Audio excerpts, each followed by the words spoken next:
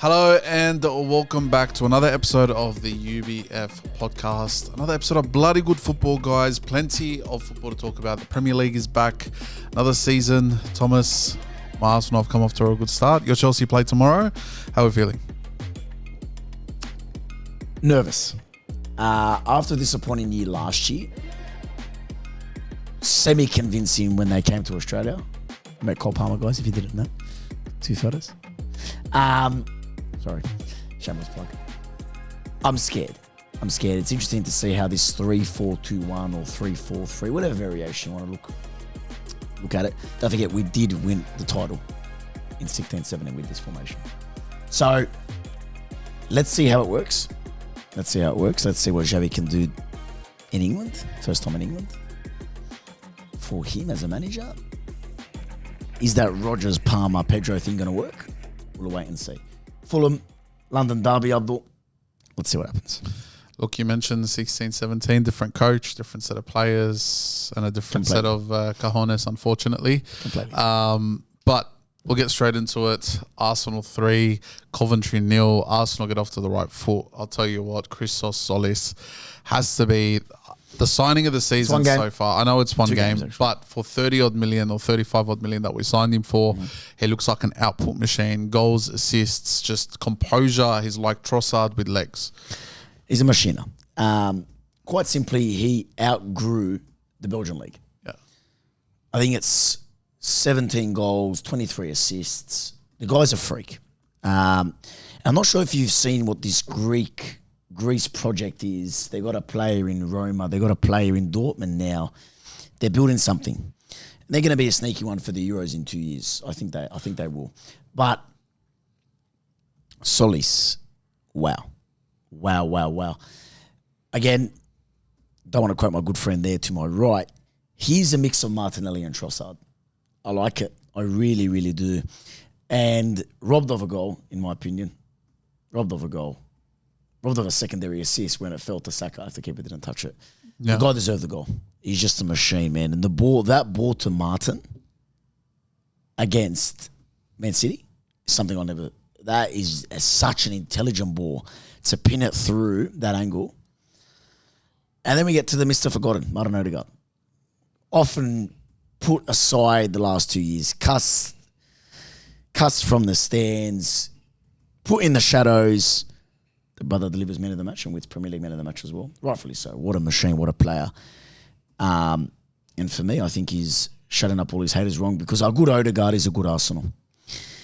A good Saka is a good Arsenal. A good Havertz is a good Arsenal. Again, quoting a very famous man, Mr. Gary Neville, he's never been more confident that Arsenal are going to win it this year. And I think it's a recurring theme across many football pundits. I'm not saying we're any experts up the by any stretch of the imagination. We just come here on a Monday night. But fuck, it's looking clear. It's looking clear, bro. I don't want to say I told you so, but relax. a lot of what I've been saying for the calm down, Johnny Warren. Last, let's just say 18 months has certainly come true now. I've always said Arsenal are lacking a clinical left winger. They're lacking someone who can get goals, get assists, and allow Havertz to play, his natural game. We saw that on the weekend. I know it's just Coventry, and I know they look like the team that everyone's just going to whip left, right, and centre. But it was a must-win. And they set the tempo, and you absolutely did that. Yeah, and I said it last year as well. I said until we find another Declan Rice to sort of sit, like Bruno Gamires can. And I know Miles Lewis-Skelly played that game, and he had a wonderful game. A great way to find, Top. He's been finding Calafiore from the Community Shield all the way through. The balls he's been playing, getting in between the spaces, great player. But these legs, the extra legs in midfield will help Martin Odegaard. And again, I said that about 12 months ago. Never doubt Captain Martin Odegaard. He is a one-of-one player, and he has been a one-of-one player for a while. He just hasn't been able to stay fit. Last year, injury-riddled, that we still won the Premier League. Havertz the best striker. No, without a doubt. I love Victor, and I love Gyökeres, but you look at the depth in that squad now. Victor didn't come on. I believe Zubimendi might have not come on. Marino didn't come on. We've signed Ezri Konsa now as well. It's crazy. Yeah, Build your best back four for me, just out of curiosity, because obviously we're talking about Hincapié was a hero last year. Crucial to that title. Mosquera played his part, I would say more so in the Champions League. But now, build me this back four, because in my mind, there's two starters. It's Saliba and Gabriel. Yeah. So I'm a bit confused now because we've just signed Cons for 50 million. Fuck me, I'll take him at Chelsea tomorrow. It's not confusing though. Talk to me, go. It's what it was last year. Calafiori, Gabriel, Saliba, Timber. At the end of the day, you know, what everyone's gorging their eyes now at 50 mil spent on Ezri Konsa, and Man City's been doing that for years. I didn't say anything. I know, but like, you know, he's going to come in whether he plays centre back, whether he plays right back. I think a fit Ben White could potentially challenge Timber because He did well. We always have looked better down that right side when we've got Saka, Odegaard, White, and then Havertz in the middle. Mind you, there's a stat showing that Odegaard, Saka, and Havertz haven't played a game together since December 2024. It tells you everything you need to know about injury problems. And, you know, I look back to last season and I say, okay, we may have had our struggles here or there, but there's a lot more fluidity. There's a balance on the left side. We're not as lopsided anymore. Saka's not as heavily relied on. And, like, I could see you talking about it for the next 10 minutes, but it's as simple as these 3 words. It's, I told you so. That's 4 words. That's yours? I think it's ours. I think anyone else, and just looking at how everyone else has panned out so far, Man City bobbling their way to a win, Liverpool barely getting a draw, Tottenham getting spanked, Villa copping 4, Chelsea play tomorrow. We don't know how their game's going to go. At the end, right now, it's literally, it's us and Brighton. Yeah, listen, there's only been 9 minutes played, and I agree with you. And I was still, to this day, I do think that Arsenal will clearly win the Premier League by some gap. But take me to one of those challenges. Obviously, historically, they are being your challenges. They pipped you to titles before. Man City. First of all, what the fuck did Haaland do to his hair? I don't hate it. Okay. Well, Zlatan hates it. Zlatan threatened to block him. But that's Zlatan. I don't know, man. Like, there was a ball that came in from O'Reilly, I'm not sure, 12th minute. And for some reason, he chose to chest it. Put your fucking head to it. And he would be kicking himself at that because that's the chances that he loves. He buries, scores every day of the week. They're not looking that fluid. They're not moving as one, and they're a bit. They don't strike me as a team to fear anymore. I don't know why, because Pep, obviously, the backbone of that club. Rodri, backbone of that club. Stones. Like, you look at these City veterans that you look at names and you go, fuck, they would normally be starting any team. Normally. They're big names, bro, that are gone. And the biggest one for me is on the sideline. And Maresca, just because he's bold and played at the club before, coached at the club before, I don't know. Like, when Guehi is your best centre midfielder and he's outperforming Elliot Anderson in the midfield, I don't know. In all fairness, and I'm not going to sit here and then defend Manchester City, you know, to the top of the mountain, but when Pep first came in, there were teething issues. Of course. And you got to give Maresca time. You got to let him sort of figure his squad out, who's best where, what they need to play, how they need to play, whether it's Guehi in midfield. You know, we saw it with John Stones. He played in midfield at one point for City and it worked. So I think you just need to give him time. And yes, they weren't fluid. They still got the job done. You know, Josko scoring a goal.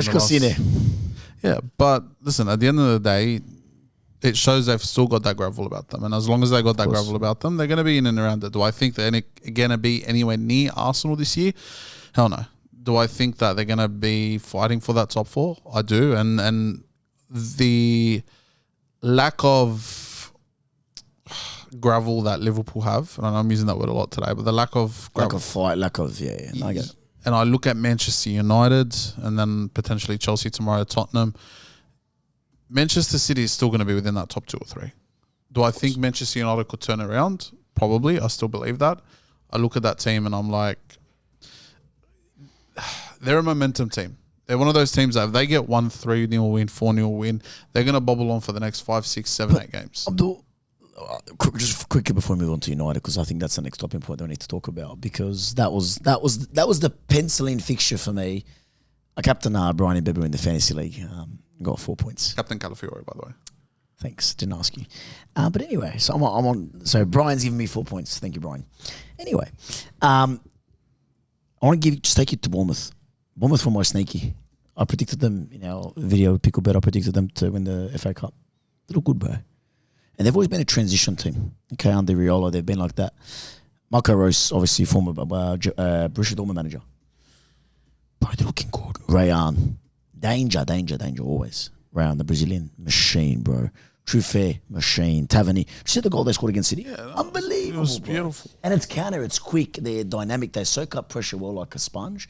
And then when that sponge gets released, bro, they're off. But they've been like that since last year. I agree. That's what I'm saying. The blueprint it's not too far away from what Iriola was playing. And I'm loving them. I really am. And I think they can cause. I think they're one of those teams. Can't even put Villa in that. Villa got fucking touched up. But near Brighton, a Bournemouth. I think they're one of those two that can sneak into the top 6. But take me to United, Abdul, because I was there watching the game. I was at a wedding. Yes, I have a social life. I was emceeing the wedding. Watching on my phone. Should have been watching on my phone. Anyway. 1-0. 2-0 before half time, Abdul. 2 set pieces. I'm going, what the fuck? Bro, they weren't in it. They weren't in it. Yeah, look. They weren't in it. They're going to take, and again, I go back to the same thing with City. There's a lot of new faces in that team. There's a lot of new sort of pieces to the puzzle they need to put together. You know, you look at that midfield now of Yuri Tillemans and Santos that they've brought in. You look up front. I know Mbeumo Cunha trying to find the bits and pieces here and there. Where's Benjamin?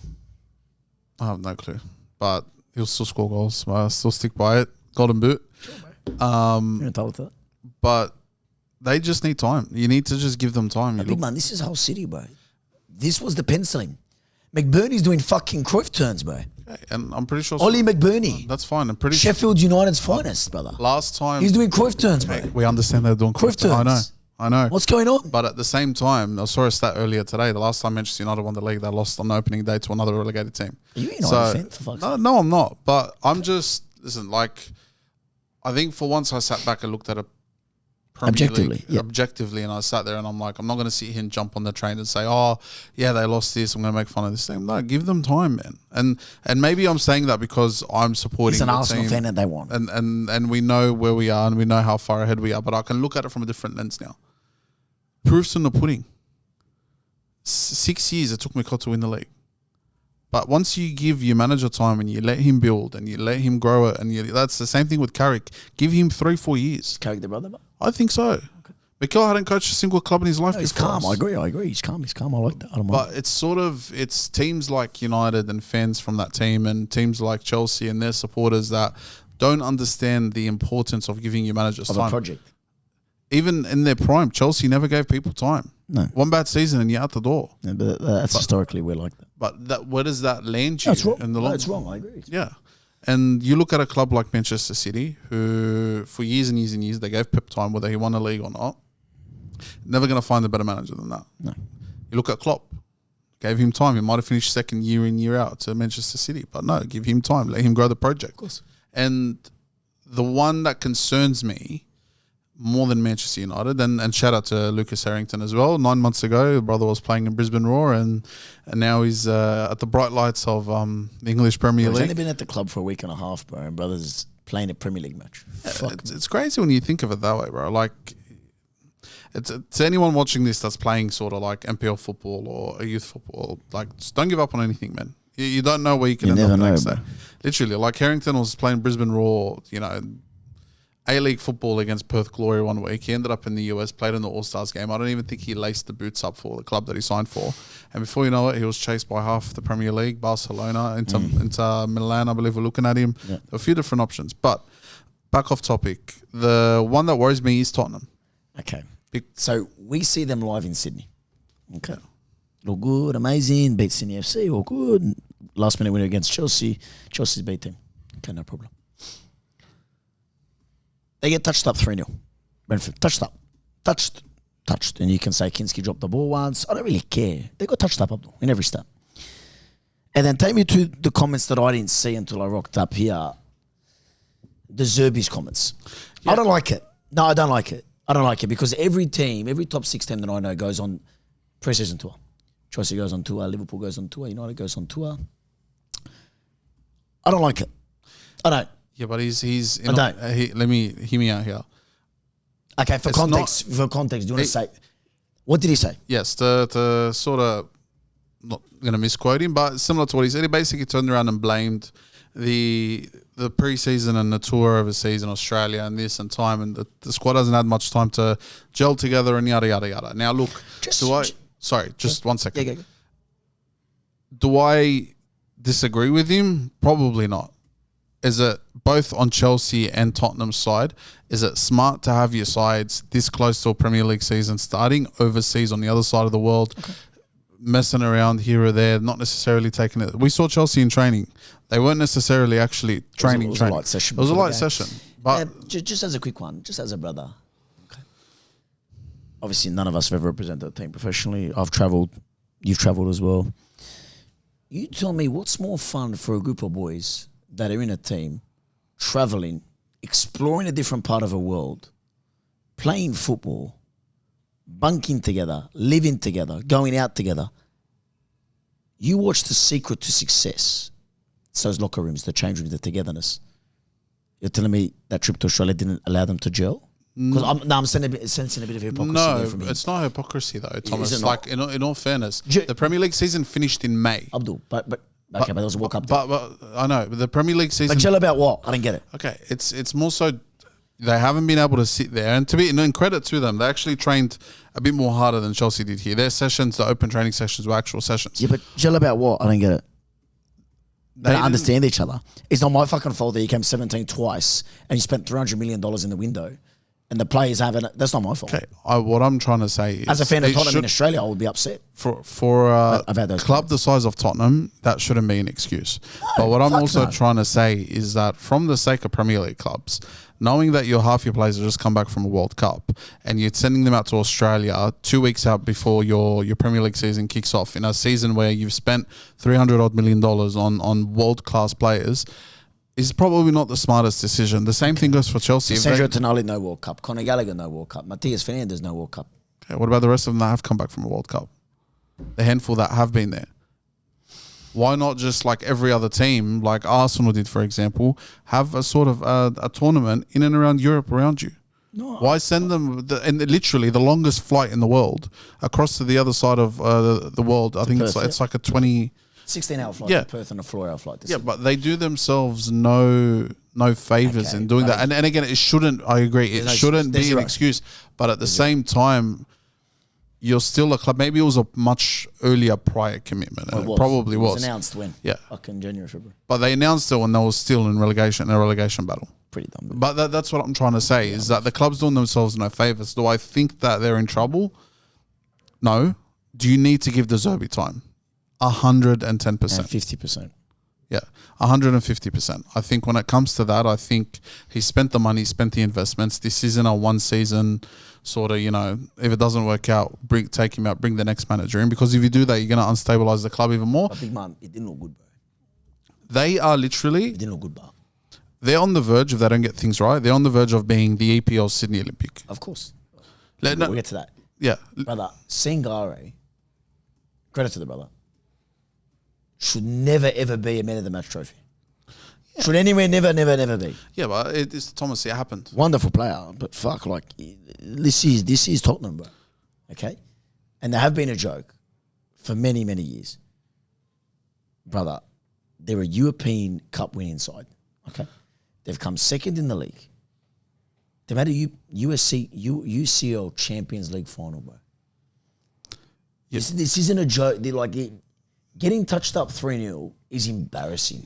Well, this is where... Brother, every metric. Find me possession. Find me shots. Find me passes. Find me duels. Find me second balls. Every metric. They got touched up, bro. Yeah, it's embarrassing. But this is where you need to...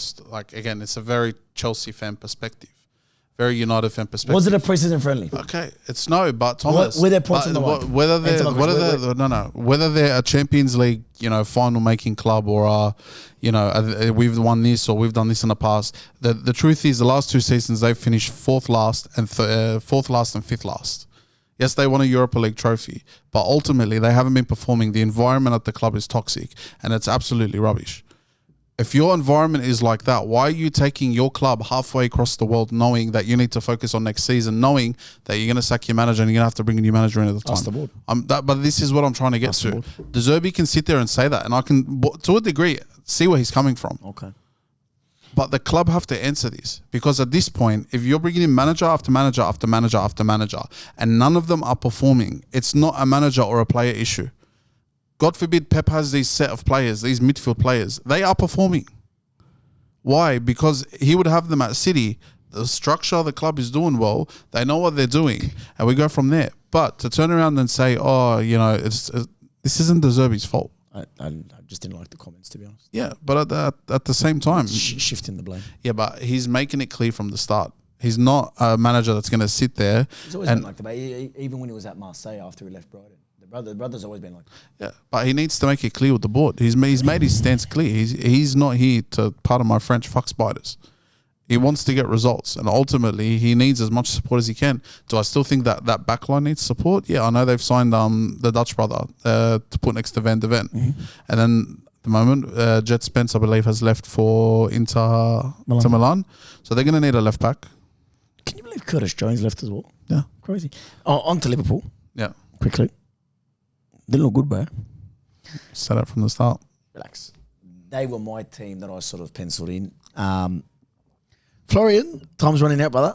I did like that, brother. Always have. Told you so. Calm down. Alexander, he's come after a long injury, so we're going to give him one or two more weeks for my FPL. But in real life as well, I don't know, bro. It's not like their wing backs are fucking liabilities. Told you so. I agree with that. Like, a lot of people aren't blaming Kirkes. Alanga's quick. But Kirkes had a good fucking yard on him. I would say yard. Would you say yard? Probably more. Yeah. And Kirkes isn't the slowest. He's not the slowest. No. He's not Robinson. But for Alanga to do that, and the brother hasn't scored in the EPL for a year.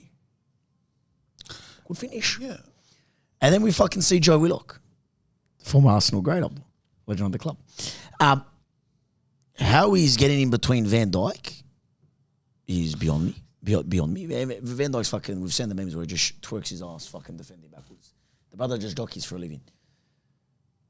And takes a Soboslai rocket off the penalty to obviously make it 2-2, but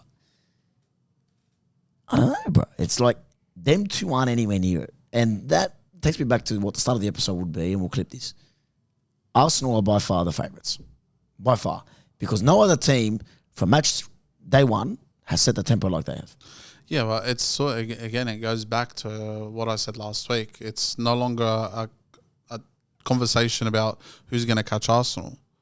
It's how far off are these other teams. And I said last week, I said Liverpool's depth is scary and not in a good way. I said Manchester City are going to have their training wheels. It's going to take them a fair bit for those training wheels to come off. Yep. Chelsea. How quick can they find? If it's anyone, if it's anyone, I'll be honest with you. If it's anyone, it's Chelsea. Chelsea probably have the strongest depth, and in terms of what their manager needs, they've got that right now.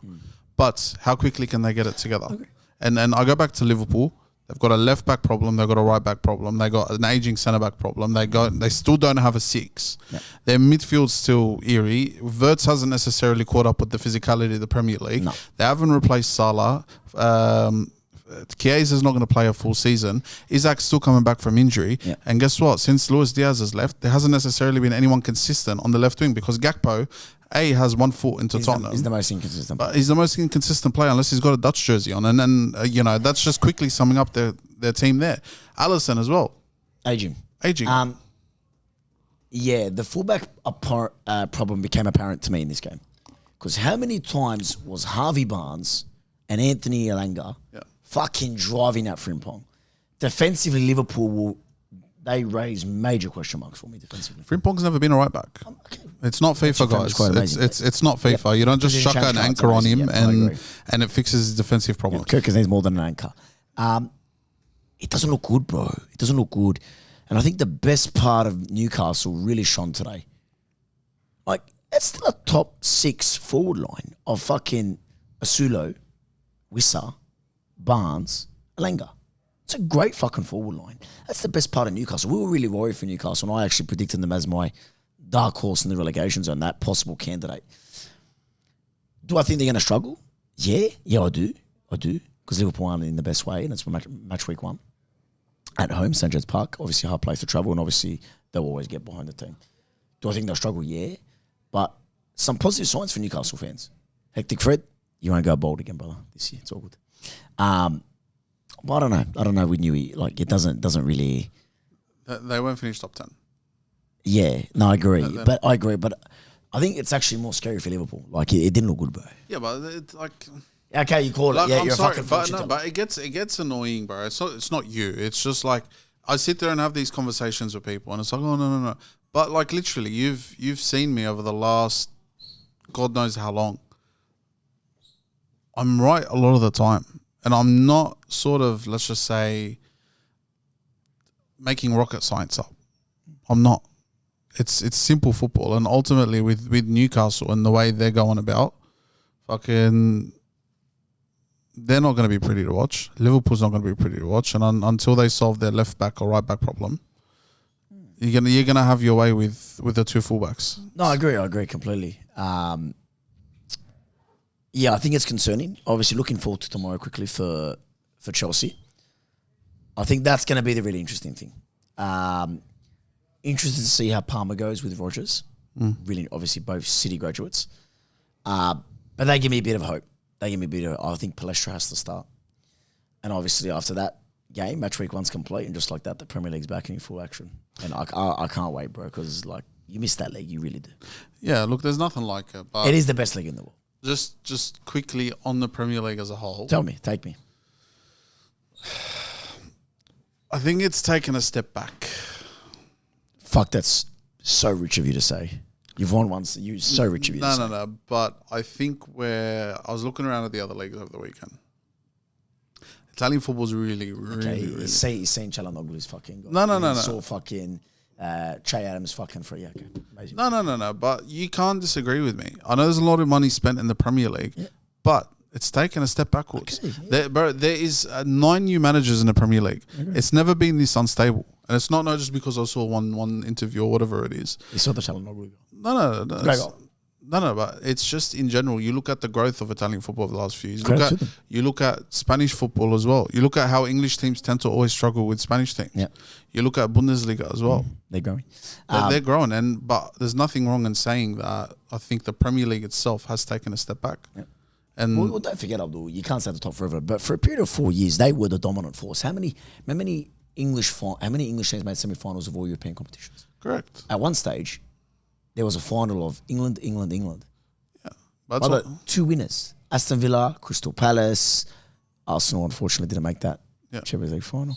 But yeah, bro, you can't come here and say that the English Premier League is that, but I agree with you. But someone had to come and knock it off its perk because it's been amazing, bro. Like 4 or 5 years of top quality, top shelf, arguably the best league in the world. Arguably, by far. Yeah. And look, to be completely honest with you, before we head off to a quick Oz Cup roundup, tell me. It's going to be a tough season. It's going to be a tough one to watch. I think for me as an Arsenal fan, just watching it now, and I know I sound pretentious and getting through everyone and yada yada. Thank you, Pep Guardiola, for giving them the title last year because now we're all fucked. Now we're all in trouble. But yeah, the ego goes through the roof. Abdul, Oz Cup, obviously, no secret. Everyone knows that we do some work with the SD Raiders. I can confidently say we should have won that. Fuck me. Oh, 100%. I think that was tough. Look, I think ultimately that game could have gone either way. Now, had Sydney FC put their chances away in the first half, they had a couple. James Leder saved 1 or 2 off the line. Anything could have happened. Anything could have gone. That free kick, bro. But that free kick from Marty Fernandez, and he's been doing it all season. Yeah, bro. Anything could have happened. Ultimately, I think Sydney FC had a bit more class. I know this is a different level. But SD Raiders definitely worked them off the pitch. But it just shows the gap is closing. And for me, that was really represented against RPA versus Victory. Oh, yeah. Bro, extra time, 0-0. And it's like RPA had chances, bro. Duncan was making saves. I mean, the ball found the back of the net, but it was offside. It did. It was off, unfortunately, for Shorty. Shorty came to my camera and made sure that he went like this. Anyway, love Shorty. Congratulations, RP winning the minor premiership. But you look at that game, Abdul, and you go, that could have went any other way.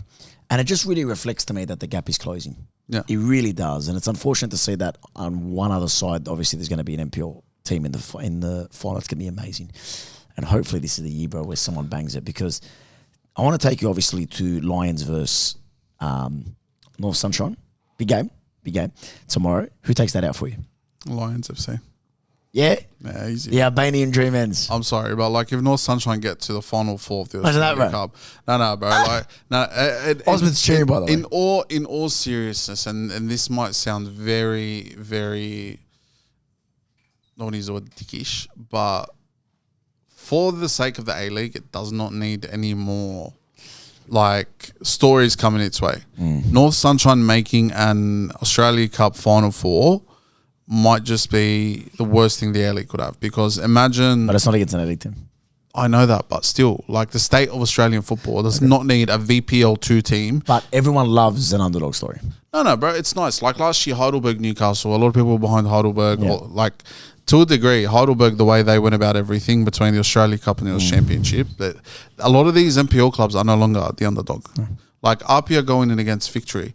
People were like, yeah, RPA could win this. Absolutely. But that's just because RPA are RPA. Sydney United against Mariners. A lot of people went in and said Sydney United are going to win this. So you're going Lions? I think Lions will win. And then the other side. The big one. The big dance. I think South get through, bro. I think South get through. I think it'll be close. And there's a lot riding on that game. There is a lot. There's a lot riding on that game. And obviously, from one Greek club, it's hard to ignore an historic day. First time in 47 years, I believe. That's Sydney Olympic have been relegated. That's a sad day, bro. That's a sad day for New South Wales football. An historic club. Multiple times winners. Some of the best Australian talents have come through Sydney Olympic, Abdul. But the writing was on the wall, bro. Oz Championship didn't make it out of their group. I think saw a stat from Mr. Joko Football. Shout out, Joe. We love you, mate. 2 wins, I think, in the first 15 games. Like, yeah, they were pretty much anchored to the bottom. the writing was on the wall, bro. Yeah, and I watched them early on in the season, Abdul. I think when Wanderers travelled to Belmore. I was commentating with Darms, actually. 4-0, bro. There were signs, bro. They were off the park. Yeah, but off it's the park, Thomas. But that goes to show. Listen, at the end of the day, we all know. I'm not going to get into too much detail here about the back end of. We don't need Sydney to. No, we don't need to. But it goes to show you, and we've said it on this podcast for a long time. If you mismanage the back and you mismanage what you need to do here, It's going to come on the field. But in other words, bleep this. If you fuck around, you find out. And guess what? They found out. And I'm grateful that we've been able to work with them, and they're a great club, and the people in that club are amazing. But I feel bad for the people in that club too. But at the end of the day, there were decisions that were made this season, and ultimately that roster and the way it was managed obviously wasn't good enough to stay up in NPL 1. And you look at a team like Sydney Olympic, you look at the historic club, and ironically, the man that sunk them down was the man that took them to glory. Peter Sekenas for a long time was the man who effectively took that club to the glory and where it was and where it should be. And to be fair with you, it was only right that happened that day. And I love Peter, bro. The tragic poetry of football, isn't it? 100%. It really is, isn't it? No, it is. But going back to the mismanagement of a roster, the mismanagement of a club, there were stories early in the season of the owner wanted to take over the Mariners, and they've still got the championship to look forward to. But ultimately, again, you fuck around, you find out, and unfortunately for them, it's been They've learned the lesson the hard way. Yeah, but it's been lurking for seasons though. It's been lurking for a couple of years now, and ultimately, the fact that it's finally happened, scary, bro. It really is. No, it's scary how quickly that can turn. Yeah. It really is scary. It's upsetting. And for me, bro, it's a sad day. Like, there's some proud Greek fans up there, Abdul. Some proud Greeks. And again, we were fortunate enough to be on our First Touch, the First Team podcast. Shout out Yanni, the GOAT, mate. But yeah, bro, you look at that and you go like, fuck, imagine that was my club, Abdul, Sydney United. It's bad, bro. Yeah. It's bad. Like, you look at that and you go, sad, bro. It really is. And then I know, like, you feel sorry. Like, 47 years, bro. Like, my dad's only a couple of years older than that. Likewise with your parents. yeah, Sad, bro. That's an historic club, Abdul. They should nowhere ever be near that. yeah. Look, it is what it is. But ultimately, again, it's a sad day for Sydney Olympic fans, and it's a sad day for football in New South Wales. But here we are, and I'm not smiling, but it's just sad. It was coming, bro. I love that club. It was my local. It still is my local. And my other locals, Bankstown City Lions, and unfortunately, they couldn't get the job done to get to NPL 1. But that's ambition. That's them wanting to grow. That's them going from one part of the league to the other and setting the expectation. And ultimately, if it didn't work out, Credit to Apia, obviously, as well. Congratulations to their minor premiers. But take me to your grand final. I know we said a couple of weeks on the podcast, and I'm ramping up to finals, heading into the last week of the MPL. MPL league phase, Abdul, obviously wrapped up premiership. And obviously we know who's automatically getting relegated. But take me to that final, Abdul. Who do you think is going to take out that final? Apia like that. Versus? Sydney United. I think we saw it on the weekend. Yeah. I think it will be Apia versus Sydney United. I think it's going to be Sydney United for me. Revenge. I think Apia like that take it out. Apia are a fantastic team, and they saw obviously travelling to Denza. They had one job in mind, and that job was to park the bus and put 10 men behind the Ben. Yeah. And they did it with such class, with such elegance. They knew they just needed a point. But how elegant were they, Abdul? In some of the movements and some of the transitions and the way they play and their ambition. They're such an ambitious team in a club. They want to play football, and fuck, I respect that so much. Look, sexy football reigns supreme, and ultimately it's been reigning supreme for a while. And I said it on the Match of the Round coverage. I said it was sexy football versus rock and roll. His brother. Or heavy metal, as I call it. Fuck you, Shakespeare. You are, congratulations, Shakespeare of Football New South Wales. That's your new name. Mate, listen, we're at a point now where football on many levels is enjoyable. You see the scenes out at Arncliffe on the grassroots side. You see the scenes at Sydney United, the kids leading the chants. You go down to an RPA game, you've got the youth there and SD Raiders. Ironically, SD Raiders versus Sydney FC dragged more people out than RPA versus Melbourne Victory. Incredible game. Abdul, quickly before we get off topic, and I just want to take you to one last topic before we have to wrap up, unfortunately. Two things. First of all, shout out to Southo, made Australian Championship within 1 year of their project. Amazing work. Congratulations, Perko, friend of the show. We love David. Which New South Wales MPL team is going to go the furthest in the Australian Championship? Because obviously all teams are locked in now, Abdul. So it's an Olympic idea. Look at the camera. RPA like that. So basic. In all seriousness. You're going to up? Marconi, I don't know if Seca's going to be there for the championship. Yeah, I don't know. Is that locked in? Is that confirmed? I think he's leaving at the end of the season. I don't think he's going to be there for the season is a very loose term these days. Is it? If he's not there for the championship, they won't go far. I agree. Sydney United depends. They've got a chance. They're a 10 times better outfit than last year. Oh, yes. 100%. Yes. No, 100%. But it depends who they can retain for that year. Agreed. Okay, you look at... Because last year was separate contract, wasn't it? It was a little... I'm pretty sure. But at the same time, they didn't have Vlastelica. They didn't have Glasek there. They didn't have McGinn as well. There's a lot of injuries. Yeah. Sorry, carry on. Sydney Olympic, I don't think are in no shape. Unless they want to spend all their money that they should have spent on the MPL. Yeah. Southo, I think, will be... They'll spend the bow. Yeah, but bro, they're like 15 points off Sydney United in third. That a shit start, and they knew that. Correct. They knew that. But even now, Thomas, like I love Perko and I love what they've done at Southo, but they're not necessarily blowing teams out of the park. And with all fairness, it's like if SD made a championship, one thing's taken on Blacktown and beating them 2-1 in like a gritty contest. Another thing's taken on Preston at Preston. Okay. Like and they're Apia for you. It's night and day. Okay. For me, it's toss up between RPS, Southo, and United. There's Wollongong as well. If they can recruit well, bro, they've got a whole IPL to play out of. Yeah, I agree. I'm surprised they don't dip into them more often. But then again, like there's a lot of talk now about Wollongong having an A-League side. And I'm not sure if that is... South. I think South will be that first team to go. Yeah, look, and... I just think I hope Southo do win a championship. It'll be good. It'll be a good sort of... They're the blueprint. They're the next blueprint. We like that club. No, we do. We do. And I love Perko and everything that he does and has done for that club and football in New South Wales over the last couple of years. Like Spirit. Everyone wanted Rockdale in the championship. Yeah. He spoiled it. Why not? I wanted the Stina championship. He spoiled it again. Oh, we do like David Perkovic, and he's a very good man. Yeah, but yeah, look, other than that, that's pretty much it. I look forward to it, but fortunately, I think that's all we have time for this week on the podcast, Thomas. What a wonderful episode. I loved it. Abdul, pleasure as always. And just quickly for the camera, Abdul, Chelsea versus Fulham. Obviously, when this result comes out, my FPL is in shambles. Shout out, join the league, please. Just check our Insta stories, it's there. Yeah. How many points will Cole Palmer get, Abdul? It's going to finish 0-0, the first 0-0 of the season and the first round of the season. Fuck you. Chuffing it.